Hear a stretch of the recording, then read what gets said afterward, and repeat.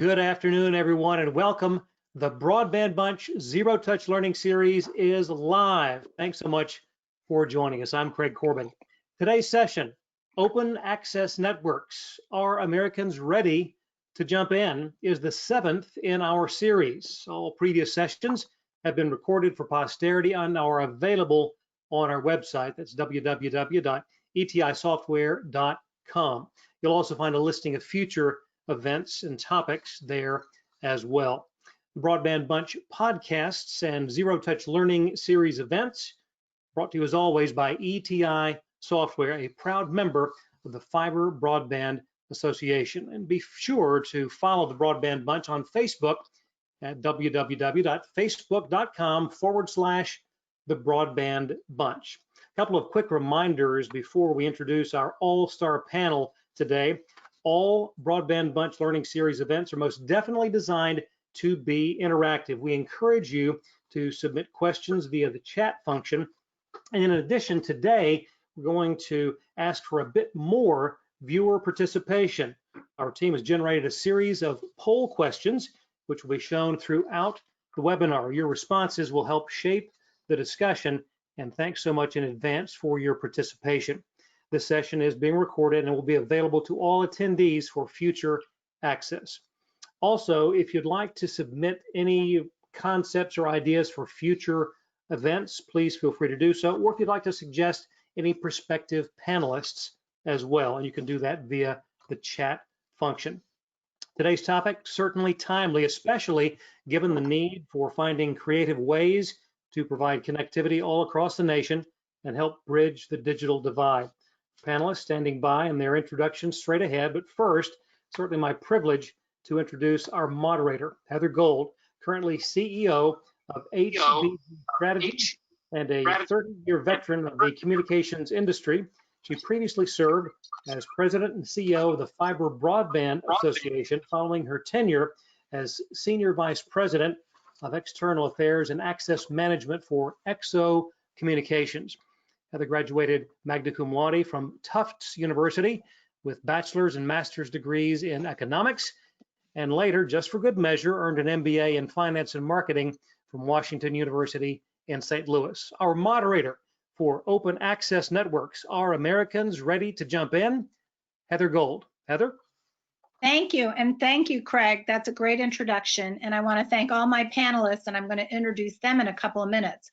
But today's topic has certainly generated a lot of interest, particularly as we try to solve the problem of bringing broadband infrastructure to as many communities as possible. So Chris Mitchell, who many of you know, who is with the Institute for Local Self-Reliance, has defined open access network as an arrangement in which one network is open to independent, usually ISPs, service providers to offer services. In many cases, the network owner only sells wholesale access to those ISPs who offer all retail services, i.e. triple play, phone, TV, as well as home alarm systems or other types. Open access allows multiple providers to share the same physical network.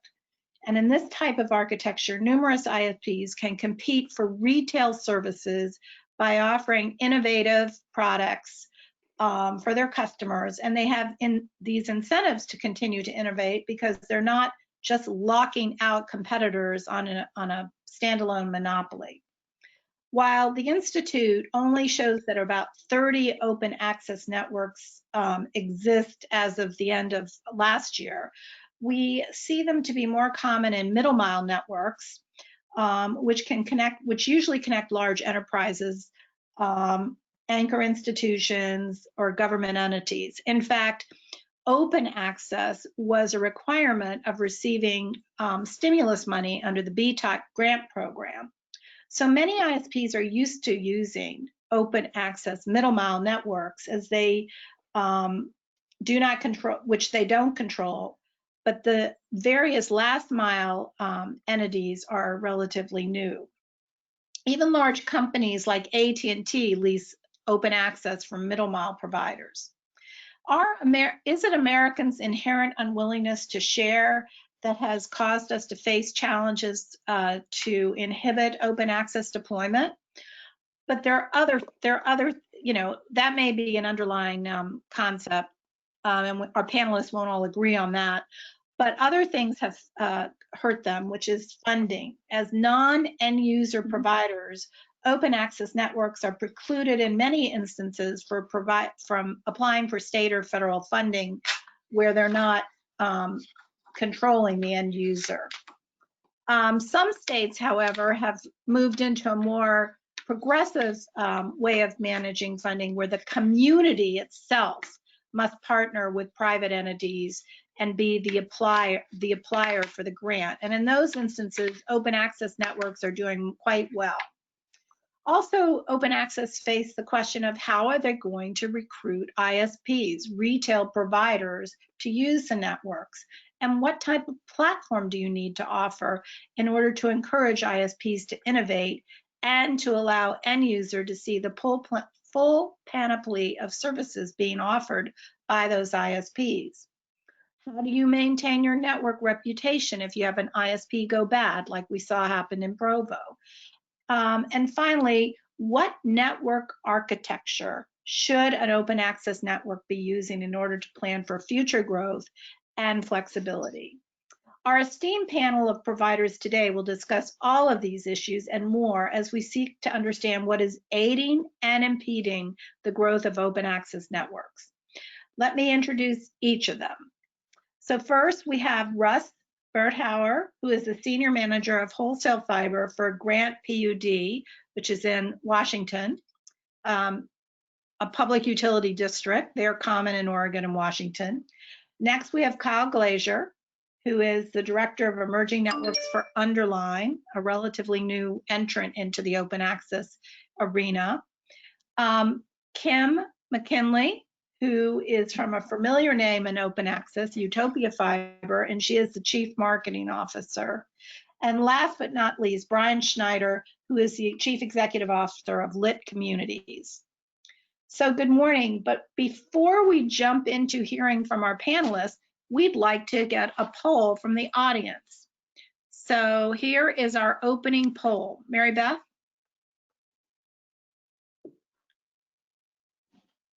So if you all can answer that question quickly, that would be great.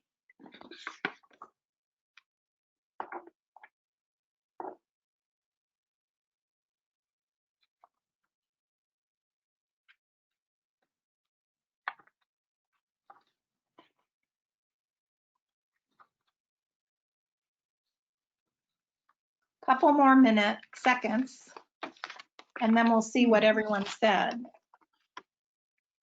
Can we post those? Did everyone get a chance to? Ooh, good.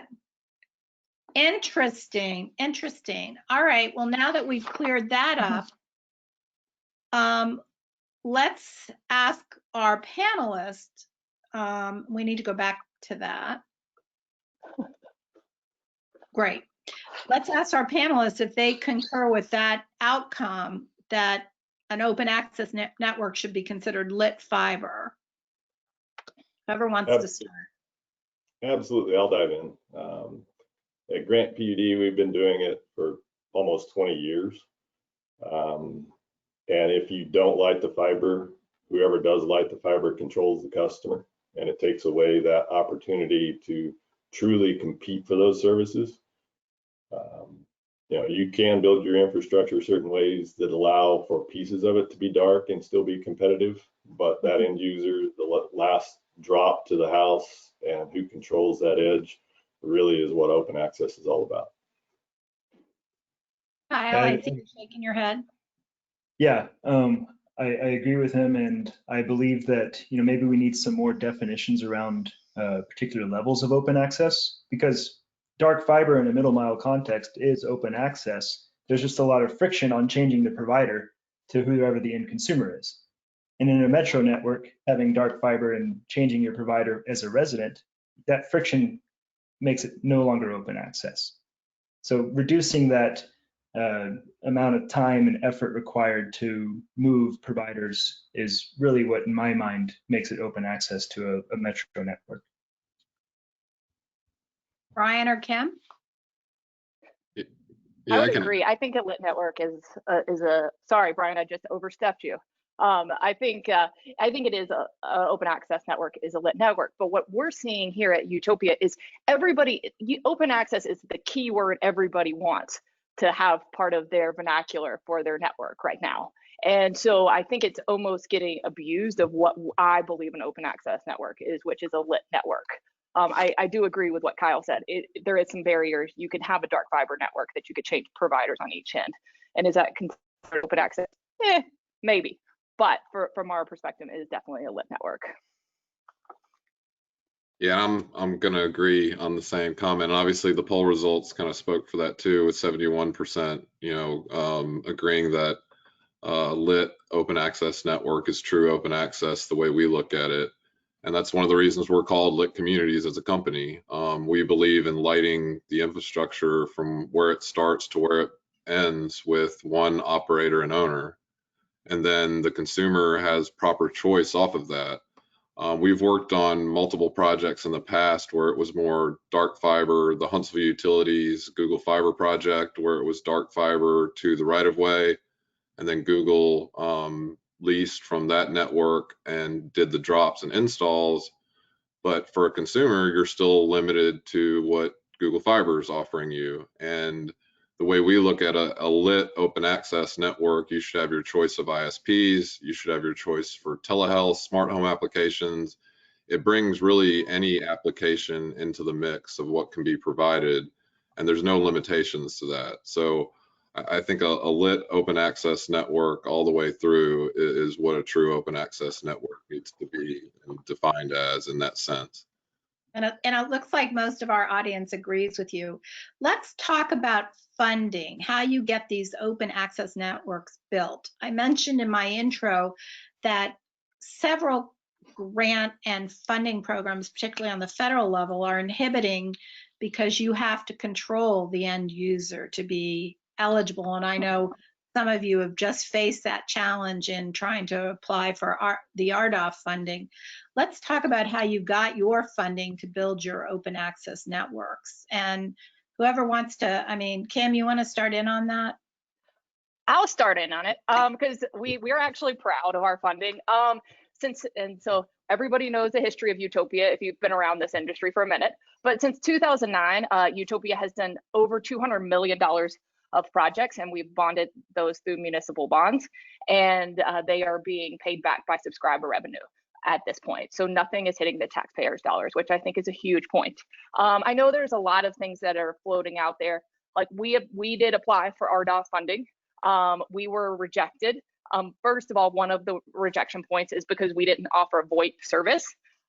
We think that is a little bit outdated of thinking, because when we have, so right now we're having about 1,000 customers who are joining our network every month, and we're seeing less than like 3% sign up for VoIP. So federal funding that is mandating that VoIP be a part of the solution, I just think is outdated and a little bit just ridiculous thinking, to be very honest. But yeah, so we believe personally is that funding for us is very much municipal based. Our last UIA bond, which UIA is our sister city, we did a bond for about 48 million, and that bond was backed mostly by subscriber revenue, which I think is huge, especially for a municipal agency such as ourselves out here in Utah. So yeah, we love funding. It's not a four-letter word here. Brian, how's Lit Communities doing its funding? It's more of a four-letter word from our end. So first off, I'm going to start the lit open access model, even the way we were just describing it, is a little bit more difficult for municipalities to understand, to get a grasp of how the financials work from that perspective. But then not also the municipalities, we focus on private equity for the municipalities that can't fund it themselves. And so talking to investors that might be in the telecom space but aren't open to open access, are learning that concept. It's been taking some time to get folks kind of over the hurdle to understand that. but now it's gained a lot more momentum, and they see especially from a private equity side, they see the multiple streams of revenue that can be generated because you're able to provide multiple services across it.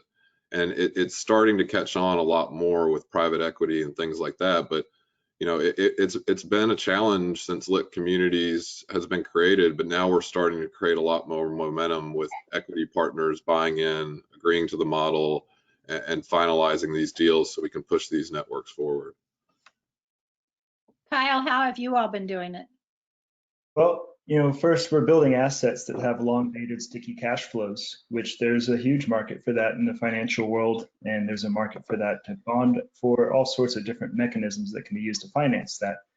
I think where the industry has had trouble getting that type of financing into a market is that we're competing against longer infrastructure projects that have been around for 100+ years. There's enormous amounts of data behind them on how to de-risk them and what type of stabilization rates they might have. Even though fiber to the home and open access is a fairly mature industry now, it is relatively new compared to those. And so we're focusing very heavily on ensuring that our financial models, how we collect data about the market, how we analyze the market and prepare it to be presented towards whatever mechanism finances it, is as robust as possible and is able to compete with something like a real estate venture or roads, water, you name it. We especially don't want to ask a community to take out any of their bonding capacity if they have a need to go build something that, like roads or water, that's more important, the base level of getting your community flourishing. So we definitely do like the idea of private funding a lot. We work in that space a whole lot. And we also provide the option at no requirement to the municipality that they can buy the network back after it's been stabilized. So we're happy to take the risk on the front end and try to help ease them into the idea of a community-owned network or a community functioning network if they decide not to own it. Okay, and Russ? So we're the odd man out in a lot of different ways. The funding for us is a 4-letter word. However, for us, that 4-letter word has been cash. We have actually cash flowed our build with surplus revenues that the PUD earns, mostly off of power sales to other parts of the country. But I found it interesting what Kyle said about more important, more critical infrastructure that municipalities have to focus on. And it's like, I'll guarantee today, with all of the COVID response, everybody in our utility that used to think the telecommunications was, kind of a cool thing, but a one-off, they now clearly understand that it is critical infrastructure. We run our business right now as an electric utility. Our shops, our line crews, and everybody still show up at work, but all management is currently working remotely. And you can't do that without a good connection. And so we fully understand, and the people, that's the beauty of a PUD, a public utility district, is that it's the people that elect the directors, the commissioners, if you will, and they set the strategy. And we fought about it for years. We had some, in 2000, we started this network. We never turned it off, but we stopped expanding it for quite some time as the political battles were fought. But people became more and more attuned to the requirement of having a good telecommunication system. And we're the odd man out in the fact that we're very rural. We're almost desolate. Nobody is truly competing for to build the infrastructure to these places. Some of the towns, we serve towns up to 20, 30,000 residents in the towns, but you get outside the town, nobody wants it. They like to fight political battles at the federal level, saying that 5G will be the answer, or low Earth orbit satellites will be the answer, and so you shouldn't spend any money building fiber. It's like BS. Fiber to the premises is the end all be all. It's not a replacement for the other things. They're not truly competitors. They're all actually complementary, but for the dollars, everybody seems to try to treat them like competitors. And we need to clean that discussion up. And then you can truly start seeing how to fund this stuff. And it will vary from community to community, because there may be decent services in one community. They don't need to go build a fiber to the prem, whereas the one right next door needs to go build one. So it really is a local decision. So Russ, you're sort of a combo between a co-op and a municipally owned network, correct? Sort of somewhere in between that? By law, we're considered a municipal. We're a state agency, if you will. We do not have retail authority. That is one of the things in the law that allowed us to do telecom in Washington, is we had to be wholesale. So in 2000, when we started, we actually chose to be an open access wholesale only. And so we've been open access from day one. Let me ask you all, are you requiring the municipalities to put some skin in the game? Are they the entity that goes for the financing, or are you the face going for the financing? I won't ask Russ because I know the answer for him, but for the other three of you, is that, who gets the money? Are you making the state, the community do it through their resources, or are you the face? For Utopia? Oh, go ahead, Kyle. Go ahead, Kyle. I'll let you go first. Brian, something first. Go ahead. Well, let's just all pass it off. Y'all are also nice. So each market is different in that regard. So there's certain ones that are going to take our financial model and business plan, and they're actually going to go pay for it themselves. And they have the capital to go do that. Most communities don't have that capital and don't have the ability to go do that. So that's where we step in and say, we'll go find the private equity or a combination of equity and debt to go get the project funded, to get it moving forward in support of the municipality. And just like Kyle said, from that perspective, it's a win-win for the community. We're building an open access community network, but all we want them to do is help us, partner on the build properly, and it's still shaped that way to where they don't have to put the upfront capital and spend time getting all of that set up, getting the buy-ins, having votes. We're able to move a lot faster from that regard, and it helps out a lot in that perspective. And then does the community own the network, or how do you give them an offer to buy it, or? No, similar to what Kyle was saying, we'd give them an offer to buy it. We would like them to be sure, if the network is sold back to the community, that it stays open access. I mean, that's obviously really important to us, and we want to make sure that that keeps thriving as it continues to just grow in popularity over time. But yeah, once our equity investors have made their returns, they're going to look at wanting to sell it back to the community. Okay. Kyle, you're the face? Sure. So we try really to be very flexible with our financial models, by community. There's going to be times where, you guys were talking about the difficulty of collecting on some grants or different programs federally, where a triple P is able to perform that when we wouldn't be able to by ourselves. And that's a way that we can provide a blend of private equity, grant dollars, or even in some cases, bonding capacity to ubiquitously build out a community where it otherwise may have been non-feasible. So I think the key is to just understand that communities are incredibly different from community to community, and so the mechanisms by how you fund them is going to mirror that. Got it. Kim, do you have any? I know you have your sister organization that does a lot of that stuff.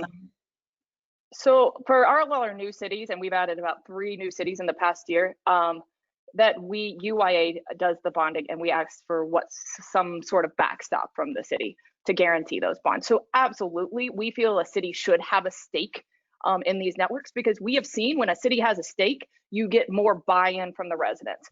I will say this over and over again. I do marketing every day of the week, and I think I do an amazing job. And then I do a survey at the end of the year, and I hear, Where did you hear about the network? From our city. Great. But it's true, because this is what I say to cities. People live in those cities because they trust you, that they like you, that they believe in the community in which they live in. And so like private companies can market to people all day long, but at the end of the day, they believe in what their city is telling them more than I would. Let me ask you this. Do any of you sell direct wholesale services directly to like an enterprise customer, or do you back away from all of that? We offer enterprise services as well too. We offer enterprise services, but as like per some challenges here, legislative challenges, we cannot be the end user. We can partner with communities, but we cannot necessarily sell direct services to them. Okay. And Kyle, have any of your partners so far been interested in doing that, end user to enterprise, or? Yeah, absolutely. You know, we do offer enterprise services. At the end of the day, a network is a network is a network. We can provision it, slice it off, and sell it. And Russ, are you doing like the school district or your government's buildings directly, or? No? No, we do our own facilities directly, and that is it. Everybody else is through a retail service provider. Okay, that sounds great. So which network architecture, a lot of you are just getting into the build stage. Some of you, it's about half and half here, I think, to relatively new to more seasoned O&A providers. What kind of network architecture have you looked at, and has there been any plus minuses to picking a particular architecture versus another? So we Brian, probably have the most. Go ahead, Russ. Sorry. The person who envisioned this back in the day, before anybody even knew what fiber was at our utility, chose active Ethernet. It was definitely the more expensive option at that point in time. Most of the passive systems, though, were not open standards. They were all very equipment specific, vendor specific. So he also envisioned that as capacity needed to be increased, you were going to have to keep pushing switches further out into the network anyway. So we chose to start with them out there. But there have absolutely been challenges. I mean, the equipment vendors back in the day absolutely could not perform. They said they could do things that they just could not do. We spent lots of money repairing, replacing over time. And the passive systems, I mean, they're much more integrated in, ILECs and just the phone companies as a whole. So there's a lot of research behind those and a lot of really cool tools that haven't been available on some of the active components. But we actually like our decision 20 years later. We really like our decision. When we were designing sorry, go ahead. Go ahead, Kyle. I always step on top of you, Kyle. Go ahead. When we were designing our architecture, we were looking at the way that technology moves throughout this industry and where innovation comes from. And it seems to mostly start inside of data centers and really dense intranets, company-wide financial intranets, whatever, and that seems to be the place where people are able to invest the research into new types of tech, like software-defined networking is an excellent example. And if we build our networks in the metro space to reflect what those networks look like in the top space, then they're going to be more accepting of those types of technologies as they come out of that data center world, and they can be spun more quickly and easily with less effort into a community network. So we designed our architecture around the active Ethernet style. We have a few other little tricks up our sleeves in it, but at the end of the day, it was to facilitate that type of technology as quickly as possible. Interesting. And then Brian and Kim, have you gone active E or more passive, more PON based? Brian, you want to go? first. I was waiting for you, for both of us to talk. So in our process, we always work with each municipality through what we call our community assessment plan, where we'll actually develop and plan on both architectures, an Active E or a GPON network, depending on kind of what the municipality decides at the end. Obviously, it comes with a lot of education on what the differences are and what you can expect needs to be built into the financial model and operations plan based on those networks. So each market for us has been actually a little bit different. We've had some that have done GPON and we've had some that have done Active E, but we're also seeing kind of the architectures and the technology start to blend together a little bit more, where it's almost a hybrid approach, or call it EPON in a sense, to where some of the distribution networks to the home are blending together that way. And so some of the networks, that the way we're starting is more in that hybrid approach. As we expand the network, it'll actually transition more into being Active E than anything. So each municipality has been a little bit different. But like I said, I think we're seeing a little bit more of a trend to where these architectures are blending together. Kim? Well, I guess I'll be coming in last. I would say that our network, I would agree with Russ. We made decisions 15 to 18 years ago that we still stand by today, which would be an Active E network. Our network is 100% Active E. We've done it for a few different reasons. We've done it because it separates our traffic. We have 30 different providers on the business side and over 15 providers on the residential side. So it's easier in that aspect. It's also easier for us to scale. We're growing tremendously fast right now. So like to scale this network, we have customers who are immediately able to get 10 gig service. We even have some enterprise customers who are on our have 100 gig service through us. So it was just the right decision at Team Utopia. Interesting. So switching to the end user architecture, what kind of platforms are you all looking at to bring the ISP into the home and make sure that the customer sees everything that's available for them? How are you managing that? I'll dive into that one because we do it very poorly. Because there was really nothing available when we started this network, and change is hard within an electric utility. And so we're still running some of the piece together stuff that we had to build for ourselves, 15 years ago. So our end use customers, I mean, they're not our customer per se. They know us on the electric side, but they do not know us on the telecom side. But they really have no peek in the bag other than they can go to our website and they can pick a service provider and they can call them or go to the website and talk to them about their services. That's a terrible system. It's fairly labor intensive on our part, and we are in the midst of trying to improve that dramatically with the new OSS BSS. Anybody out there who's happy with their end user platform interface? I would say that we are still perfecting ours. We're not perfect, but we have some homegrown platforms. We've used some open source tools. From our perspective, we know that most consumers don't understand what an open access network is. It's not part of everybody's common day vernacular. Let's go talk about open access networks. So when somebody comes in from an outside source, they will come in and sign up for both Utopia and the ISP via the Utopia shopping cart.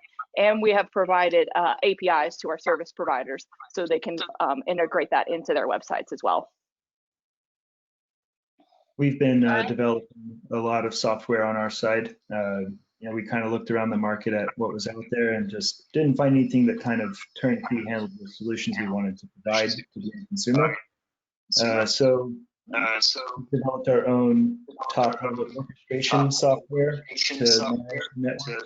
We developed a customer interface that integrates all of the aspects of their service experience. It's a marketplace where they can choose multiple different types of providers. All of the is integrated. All of the basically they have a full look at their network, and they're able to software as well. Brian, are you happy with what your end user interface or? Yeah, so in our Medina County project, Medina Fiber, we're using Camvio as our OSS BSS system. They have been absolutely great partners to work with. And one of the things that attracted us to them was the billing system that they have, to where the customer can receive one bill no matter what services they're selecting. If they have one ISP, if they have a telehealth provider, if they have a smart home provider, they're receiving one bill, and they're not having to have multiple bills from multiple providers. And we love everything that they're doing. I also think that there's some other good partners out there to use in COS and ETI. ETI, the sponsor of this event, has a great OSS BSS platform that can be used as well too. But each market, again, we kind of look at that differently based on how things are being set up. But we have been really happy with what Camvio is doing in Medina, and their billing platform is one of the reasons we chose them. And to be able to have everything encompassed in regards to the software provisioning with the billing system makes our lives a lot easier. And Russ, Kim, y'all might want to look into them. From Utopia's perspective, I think we like having two bills because I want a direct relationship with the customer. As everybody is aware, Utopia, one of our issues is we didn't have the greatest service providers when we first launched. And now, I sent an email out last night to a service provider when I saw a bad review coming on Google and said, we will not stand this. We will take care of our customers. So although in theory, one bill seems better, I believe that our system is probably the best out there because I have a direct relationship to customers, so I can take care of the customer if anything goes wrong. But that's also dictated by your regulatory constraints, isn't it, Kim? It is not. That is from our bonding constraints. The bonding like to be the first in first place to collect the money, but from that has moved on into we think that we have a success because of that. So instead of a lot of open access networks want to put this theory where the operator is kind of behind the scenes, we do it the opposite way. We say we're Utopia Fiber, and what kind of flavor of Utopia Fiber would you like? Unlike that. So we take the first role in marketing and sales and everything else, where a lot of open access disagree with that. So we have our own customer service and our own techs and everything out there. Interesting. So it's time for another poll. Mary Beth, if you want to throw this up.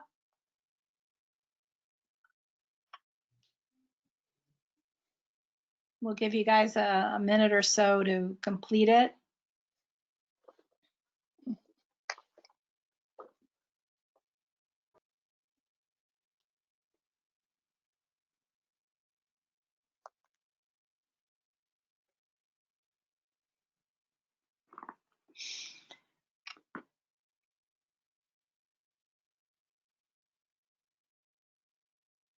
Oh, the drama. Survey says. Yes, what does the survey say? Ooh, interesting. All right. So panelists, what do you see as your biggest challenges? I'd like to take this one first because I agree completely on the financing part of it from that scenario, but I don't necessarily agree with the regulatory requirements, because this is actually the way the infrastructure is separated from the services that are provided across it. You don't have certain state regulations that might inhibit you if you were a municipality trying to be an internet service provider. If you had an open access network and the municipality just owned the infrastructure, even in the state of Texas where there was tough regulatory requirements on the municipalities where they couldn't provide service, but the Attorney General ruled if they just owned the infrastructure and had somebody else being the ISP, then they could do that. And I think the open access model actually provides the ability to kind of bypass some of those regulatory requirements in states, especially if you have a separate owner and operator of the network with different ISPs providing service across it. So I agree completely on the financing side, but don't necessarily agree on the regulatory requirement side.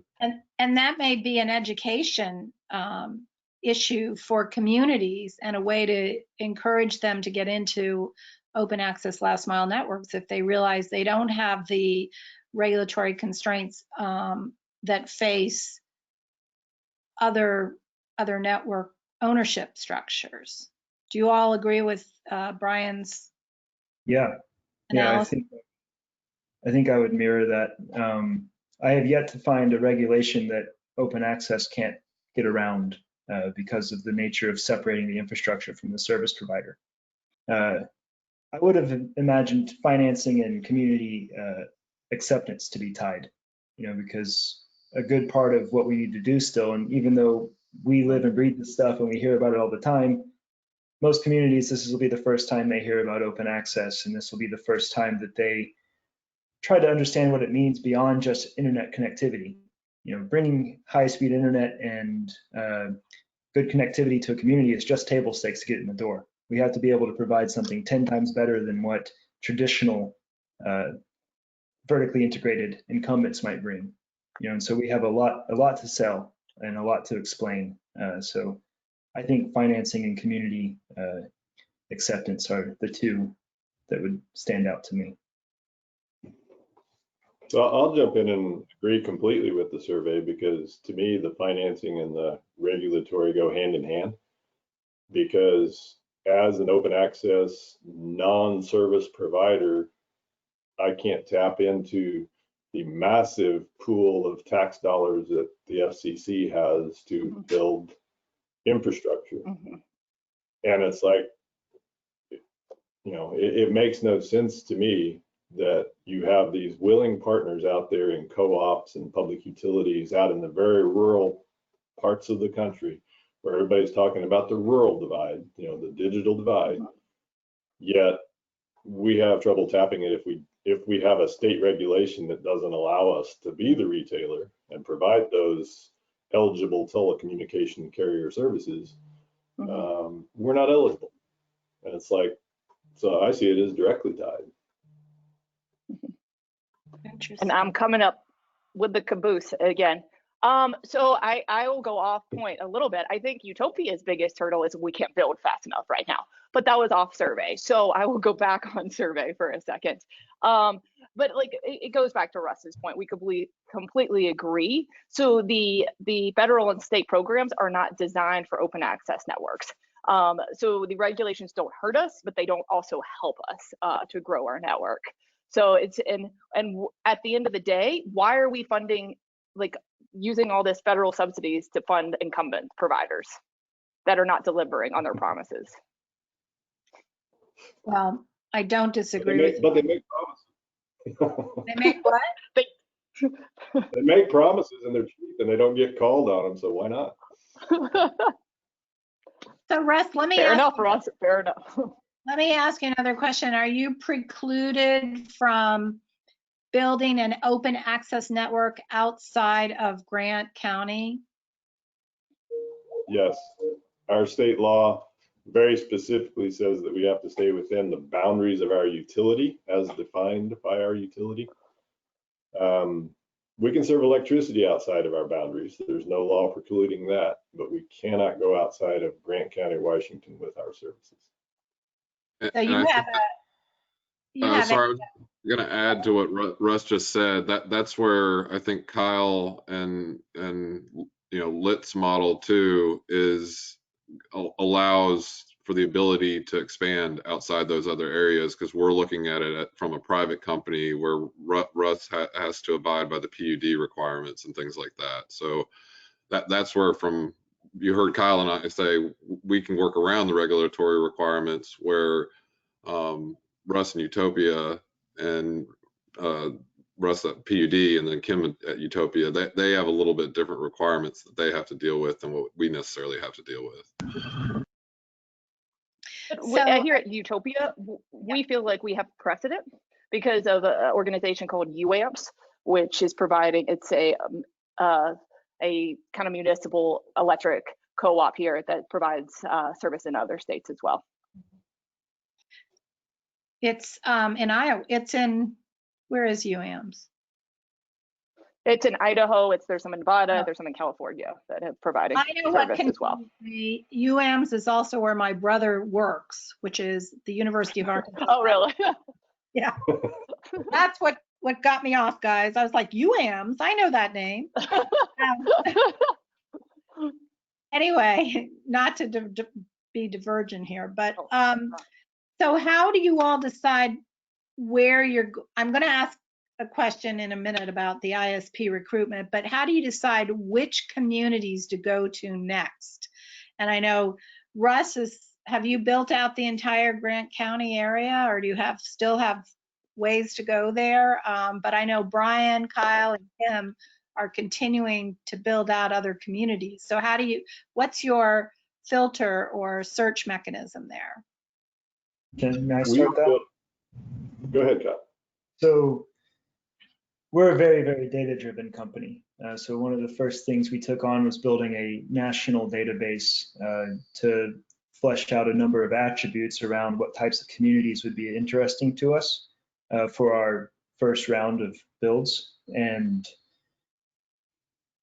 once we use that tool, we go and start engaging with that community, and that's where we start to assess their political will to take on a project like this and be in some form of partnership and to achieve, the end goal of getting this thing built. So that's how our first step into a community starts. But then from there, we find that communities around that community start pretty quickly coming up and saying, well, how about us next? And that's where having a lot of transparency around your financial model and being able to show that community exactly what it's going to cost to build each portion and how they could participate makes the door a lot wider for anybody to come in and play with us. Okay. Kim, I know you've got a long list waiting to have you build, right? We have so many cities and feasibility studies that I don't think I sleep anymore. So what our biggest problem is we have so many cities who are coming to us. One of the biggest, our number one criteria is that we require a unanimous vote by the city council. We are not going to get into political decisiveness, and fighting within communities. It's just not worth it for us. So we go in and we have feasibility studies because we know the demand is already there. It's more about the political support than anything else for us. Because we hear from residents, I can tell you, we hear from residents across the United States right now who are in desperate need, especially during the COVID crisis, who've brought the broadband issue so much to the center stage of this country right now. Brian? Yeah, so we've actually have a backlog of pipeline of municipalities that are currently going through our community assessment process that we're going to be evaluating on deployment probably the first part of 2021. We also have created we call it our Fit for Lit kind of scenario where honestly about 70% of that is political will and community buy-in first. We have to have the community on our side before we even step in and do this. And we found that especially after COVID, we have had an influx of people reaching out to us now. So there's no more really business development coming from our side. It's more of meeting with that community, evaluating what their needs are, kind of seeing what process and steps they want to move forward. And right now, everybody can't move fast enough with how the world's changed, especially this year. And so we're continuously building that pipeline, but we'll go through our community assessment process with the community to properly evaluate whether, you could look at going into a community of only 3,000, 4,000 homes, and that's not going to be an area that you're going to bring in, 10 ISPs to compete on it, because the ISPs aren't going to make any money. But you can still bring in an open access approach to where you're able to offer telehealth, you're able to offer smart home applications, and it's still an open access network with maybe just 1 or 2 ISPs on the network, because your providers still have to make money as well too. And so we're in a position right now where we're just trying to keep up. And like I said, COVID is putting a whole nother demand on things than ever before. It's accelerated broadband by 3 years in a matter of 3 months. Russ, have you completely built out your PUD?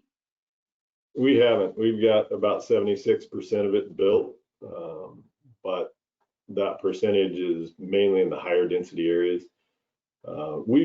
When we started the network, our commissioners absolutely wanted to hook up all the schools, healthcare, anything they could. So our network spans the county and crisscrosses the county fairly well, but there's a lot of folks that don't have the service. But that critical mass of 70 plus of them having it and the others not, it's a real have and have not. And it's in our strategic plan that we will finish the network as we can afford to finish the network as fast as we can do the network. So there's not a question of if, it's just when. I did want to throw out there, because I think it was Kim talked about feasibility studies, and it's like, those are honestly just revenue generators for consultants. Really, it's more about how much is it going to cost. That's really the thing you have to answer. The data to drive it that Kyle was talking about really is how much is it going to cost and where are we going to get the money? Because there's not a person out there that doesn't believe that it's needed, period. No, and I would agree with you, Russ. That's why Utopia does it free of charge. Exactly. Because we feel like a lot of people are getting very wealthy off of feasibility studies that go nowhere. Yep. Ours are free too. Yeah, I totally agree too. When we started focusing on municipal networks about 5 years ago, that was one of our biggest concerns, is that consultants were giving municipalities a 120-page report telling them broadband was good, but there was no actionable next steps. And so our community assessment process analyzes what's the cost of the network and how can you build a business plan around that to go execute. And then once that assessment is done, we want that community moving forward the very next day. And that's like, we're really proud of the work we've done where each community's moved forward. And that's where we get a win out of it, whether we're involved in it after that next stage or not. Our philosophy is it's always feasible. We can, I think Kim Roger posted something on LinkedIn back where he said, here, I'll give you your feasibility study. And he just wrote something on LinkedIn. Absolutely great. And that's the truth. You need to go in there and actually evaluate the network from what it takes to move forward. And if communities aren't doing that, they're going to fall behind. And they need to be really careful on the consultants they choose. This is Brian. That's why I have to search Roger's LinkedIn to see what bizarre stuff he's always posting on there. Oh, it was That's part of my job. He wrote a feasibility study for every city across the country in just one LinkedIn post. I wanted to ask the audience if they had any questions. I have a couple more, but I don't want to impede anybody reaching out. So if you have questions, can you put them in the chat box, please? And if you don't, I'll wait exactly 2 seconds. And if you don't, then I'll go ahead and ask the rest, some of mine. So are there any questions out there? Okay, we must be on the right track. So I know, Russ, why don't you take the lead on this, because I know you live in a more rural area. So this open access really does provide a plan for rural expansion in your mind, obviously. We're spending the public's dollars. I mean, yeah, it's our public. It's not big government dollars that we're spending. It's our government dollars that we're spending.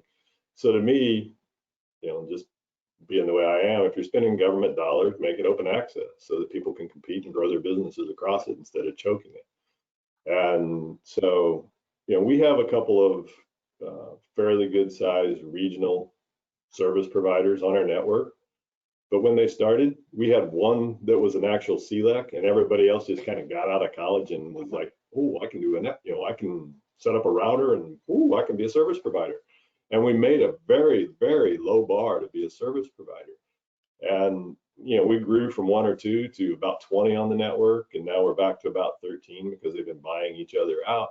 But it truly is local businesses growing because we have a network that they can provide services to end users, and they don't have to invest in this massive capital in infrastructure. They just have to do it in the brain power. And they're very good at that. Interesting. Any of the rest of you working in very rural areas? I think we're always looking for the magic bullet for rural areas. So we just finished Morgan City, Utah. It's a tiny little community about an hour outside of Salt Lake City. So, and we inked the deal I think it was like last January. We took like a few months to build it. And by 3 months after we finished building it, we became, I think right now we're at a 60% take rate, and the project is paying for itself through subscriber revenue. It's been a huge victory for this city because before, when we would go to the city council meetings in this city, you would know why the broadband was so bad, because you couldn't even make a cell phone call out, or their city offices couldn't even make calls out. It was some of the worst connectivity I've ever seen in this nation. But we've done it. We build into communities. We believe that you need like a few communities to come together to really make financial sense to build into these rural areas. But we've also done some creative partnerships with other governmental agencies to get into these communities, such as we did in Morgan. But yeah, I think Morgan, it's about 1,200 homes. It's a pretty tiny little community in the mountains of Utah. But it was a really big success story, and super proud of to be a part of it. So Brian, I don't mean to call you out, but I know you've been working in some very pretty parts of very rural but beautiful parts of my state. So how did that work out all right, or? Yeah, and so we're actually in Medina County. One of our projects there, we're actually starting in more of the rural areas first, and we've actually gotten residential comments about, why aren't you starting in the bigger cities first? Well, because the areas we're starting in need it the most. And like what Kim just said, the take rates are through the roof because they have some of the poorest connectivity in the county and are very unhappy with their current incumbents. And then the other areas that we're working in Virginia, because of COVID, we've had to shift and do a different service offering for addressing the homework gap and working from home. We're working in some of the more rural areas of Virginia where it's very mountainous. You've got issues with just connectivity in general, but we're coming up with very quick solutions on how to initially get wireless deployments to where every student, no matter where they live, are able to connect and e-learn, and then coming back and building fiber to the home off of that area. So it's almost like a 2-layer process that we're working right now, and that's all been generated because of once COVID started. Right. But this isn't only an issue in rural areas either, though. Urban underserved areas are struggling just as bad as rural areas right now, especially low income. And we're in actually a couple big cities right now doing the same process I just described, because the incumbents are basically circling them out, not going to those areas. And so we're having to get wireless networks up for the school districts as fast as humanly possible, so low income areas can also be served. So this isn't, and it's not just we're talking about tier 1 NFL cities that have poor connectivity in urban areas. So this isn't just a rural issue. The digital divide is in every city right now across the country. One thing I wanted to jump in on there, if I could, because you talked about the low income being left out. It's like that's at the incumbent's risk, because what we have found is actually the lowest income parts of our county have led in take rate. because they see the value of the connection. They get huge value out of the connection. And, you know, the poorest part of the county had a 70% take rate before other areas even had a 50% take rate. And I mean, it's all climbing now, but there really is a business to be made for serving the low income area. So I But see I our want to make one final point. okay. Can I make because one final point? Our hook is here. Yeah, the with the lifeline services with the federal government is providing with such low bar of connectivity, we need to start providing robust connectivity to these areas to help them raise them out of their circumstances of the poverty that they're experiencing. And I think that is a fundamental problem as well. Craig, we have a couple of questions from the audience. Do you mind if I keep asking? Absolutely, absolutely. Perfect. Okay, so the first one is directly for Russ. For the remaining of your unconnected parts of Grant, are you offering a WISP service? Are you working with a WISP to offer a temporary broadband solution? Anything to get out to that last remaining 25%? The WISP all suggest that they already serve all those areas with at least 10-1. So no, there's really not any conversation there. No partnership. Yeah, but they're all running on our network. When we build fiber out there, they convert them all over. But it's arguable whether they actually have 10-1 available. But I agree. There's not a fight. Yeah. So it's like the satellite companies making that claim. So are any of you finding companies wanting to create multiple location private networks within your service areas? We anticipate that.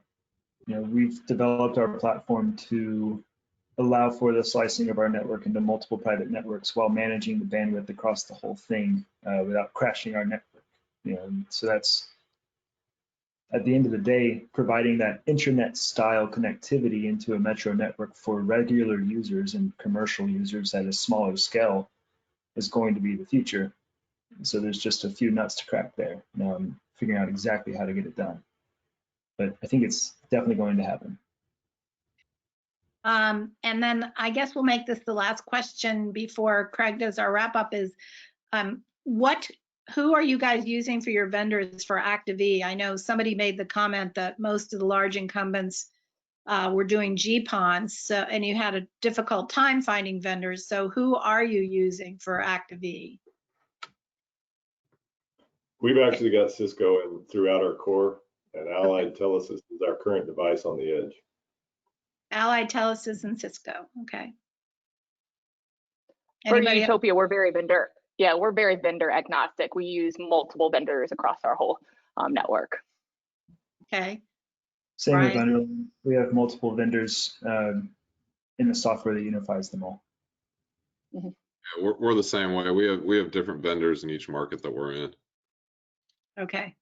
All right. Craig?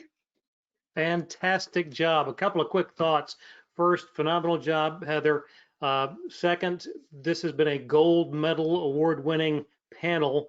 I think that everyone feels that we should begin scheduling part 2 of this conversation, because you guys were just getting warmed up there when we got toward the end of the hour. But some phenomenal information, such an important, vitally important topic. And as we were sort of touching on how this can make a huge difference in bridging the digital divide, narrowing that homework gap, now more than ever, that's extremely important for the success and survival, quite honestly, of our nation and all our citizens. I want to thank all our panelists, Kim, Russ, Kyle, Brian, Heather, phenomenal job. A big thanks as well to our ETI marketing team that has made everything run smoothly behind the scenes. Thanks to Mary Beth Henderson, Cindy Stetson. Also thanks to Praveen Damacharla and Pete Pizzatillo. On behalf of everyone here, I'm Craig Corbin. Thanks so much for letting us be a part of your day. We'll see you next time right here on the Broadband Bunch Zero Touch Learning Series. So long, everybody. Great job, guys. Thank you. Thanks. Bye, everyone.